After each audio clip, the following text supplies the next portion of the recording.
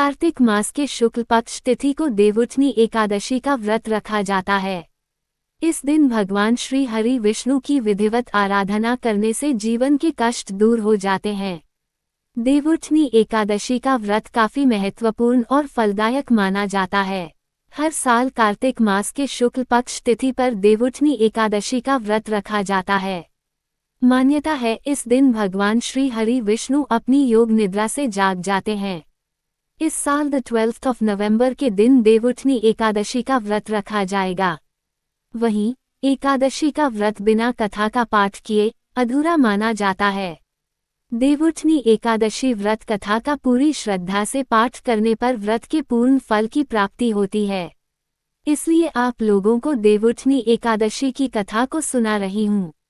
ध्यानपूर्वक और अंत तक जरूर सुनिएगा। एक राज्य में सभी लोग देवउठनी एकादशी का व्रत रखते थे। प्रजा तथा नौकर चाकरों से लेकर पशुओं तक को एकादशी के दिन अन्न नहीं दिया जाता था। एक दिन किसी दूसरे राज्य का एक व्यक्ति राजा के पास आकर बोला, महाराज, कृपा करके मुझे नौकरी पर रख लें।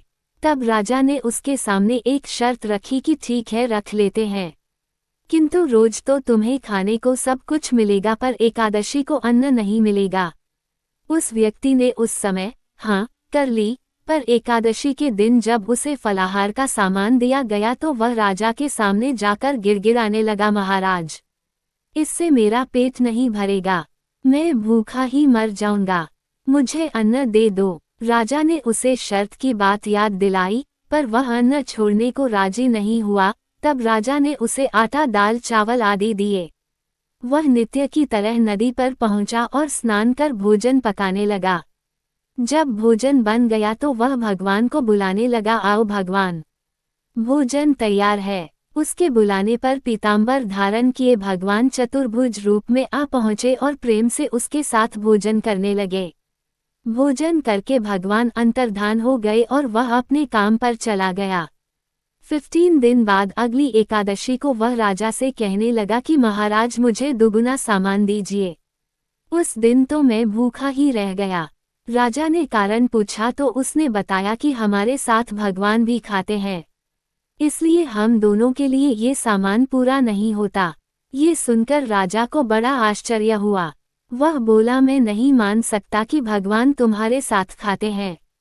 मैं तो इतना व्रत रखता हूँ, पूजा करता हूँ, पर भगवान ने मुझे कभी दर्शन नहीं दिए।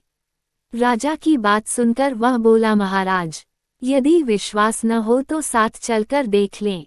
अगली एकादशी को राजा उस आदमी के साथ गया और एक पेड़ के पीछे छिपकर बैठ गया। उस व्यक्ति ने भोजन बनाया तथा भगवान को शाम तक पुकारता रहा, परंतु भगवान न आए। अंत में उसने कहा, हे भगवान, यदि आप नहीं आए तो मैं नदी में कूदकर प्राण त्याग दूंगा। भगवान नहीं आए, तब वह प्राण त्यागने के लिए नदी की तरफ आगे बढ़ा। प्राण त्यागने का उसका दृढ़ इरादा जान शीघ्र ही भगवान ने प्रकट होकर उसे रोक लिया और साथ बैठकर भोजन करने लगे।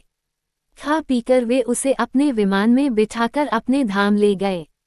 ये देख राजा ने सोचा कि व्रत उपवास से तब तक कोई फायदा नहीं होता जब तक मन शुद्ध न हो।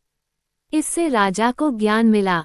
वह भी मन से व्रत उपवास करने लगा और अंत में स्वर्ग को प्राप्त हुआ।